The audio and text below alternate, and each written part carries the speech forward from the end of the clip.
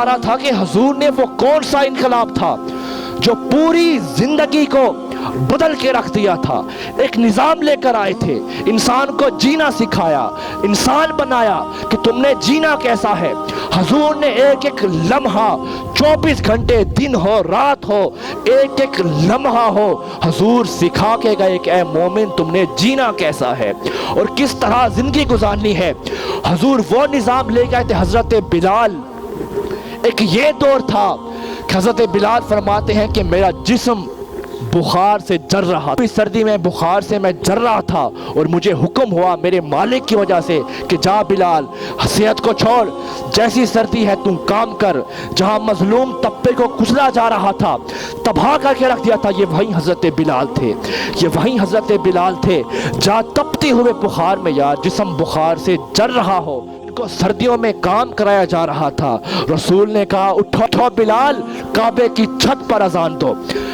قریش کے سارے سردار نیچے, بلال کعبے کی چھت پر اذان دو. اسے تو کسی عاشق نے کہا کملی والے محمد تو صدقے میں جاں, جنہیں آ کے غریب باندھی باں پھڑ لئی. اندے باجوں کوئی جگتے سہارا نہیں, جن کا کوئی نہیں تھا ان کے مصطفیٰ بنے. وہ نظام جو تمہیں دے کر گئے, جو بتا کر گئے کہ لوگوں محبت کرنی ہے. اب میں آخری بات سمجھا رہا ہوں کہ محبت جب تم نے پیروی کرنی ہے تو وہ محبت یہ محبت ہو نہیں سکتی. دعویٰ بھی کرو. علامہ اقبال فرماتے ہیں یہ کیسی بات ہے کہ یہ کیسے تم عاشق ہو, یہ کیسی بات ہے کہ عشق قاتل سے بھی مقتول سے ہمدردی بھی, یہ بتا کس سے محبت کی جزا مانگے گا. سجدہ خالق کو بھی ابلیس سے یارانہ بھی, حشر میں کس سے عقیدت کا صلہ مانگے گا. علامہ اقبال فرماتے ہیں عشق قاتل سے بھی کر رہے ہو, مقتول سے ہمدردی بھی ہو رہی ہے, سجدہ خالق کو بھی ہو رہا ہے, ابلیس سے یارانہ بھی ہے. لوگوں یہ ہو ہی نہیں. محبت ہوتی ہی وہی ہے, پیروی ہوتی ہی وہی ہے جو اپنی ذات کو قربان کر کے اس کی فنا پہ لے جائے. اب محبت ہے کیا؟ حضور کا حکم ہے کہ نماز میری آنکھوں کی ٹھنڈک ہے. اب تم اس نماز کو بھول کر محبت کے دعوے کر سکتے ہو؟ حضور نے کہا کسی کا دل توڑنے کی کتنی بڑی سزا ہے. اب میں تو یہاں روز دیکھتا ہوں لوگوں کے دل توڑے جا رہے ہیں, کچلا جا رہا ہے, ان کو تباہ برباد کیا جا رہا ہے. اب سنو خدا کو اپنے بندوں سے کیا محبت ہے.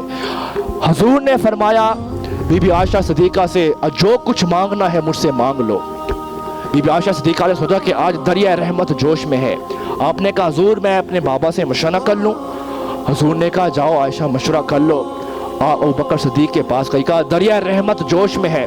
حضور نے کہا جو مانگنا ہے مجھ سے آج مانگ لو. تو ابو بکر صدیق نے کہا کہ ان سے کہو حضور جس دن آپ معراج پر گئے تھے وہاں جو آپ کی راز میں باتیں ہوئی تھی ان راز میں سے ایک راز ہمیں بتا دیں کہ وہ راز کی بات کی تھی. بی بی عائشہ صدیقہ واپس آئی. حضور نے کہا جی عائشہ مشورہ ہو گیا؟ کہا جی حضور ہو گیا. کہا حضور میں مانگنا چاہتی ہوں آپ سے کیا کہ حضور جب معراج کے دن آپ کی اللہ سے کوئی غفلت میں باتیں ہوئی تھی ان باتوں میں سے ایک بات بتا دیں.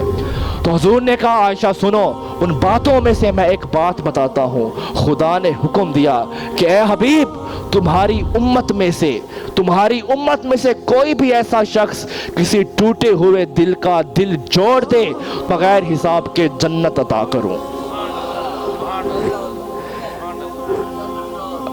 اب یہ خدا کی اپنے بندوں سے محبت ہے, یہ محبت ہے عصمت تھا. اور وہ کون زندگی کا جینے کا طریقہ تھا جو میرے حضور لے کے آئے تھے. وہ علامہ اقبال کہتے ہیں نکل کے صحرا سے جس نے روما کی سلطنت کو الٹ دیا, یہ سنا ہے قدسیوں سے میں نے کہ وہ شیر پھر ہوشیار ہوگا.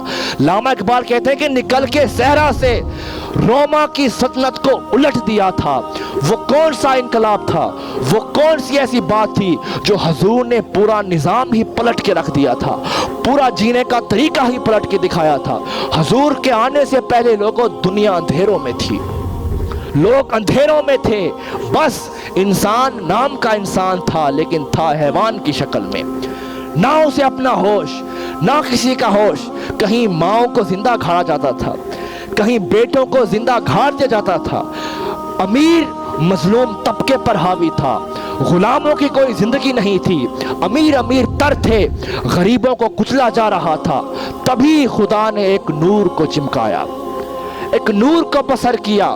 वो निज़ाम जिंदगी थे जो हुजूर लेके आए और पूरी ही दुनिया का निज़ाम बदल के रख दिया, पूरी दुनिया का माहौल बदल के रख दिया।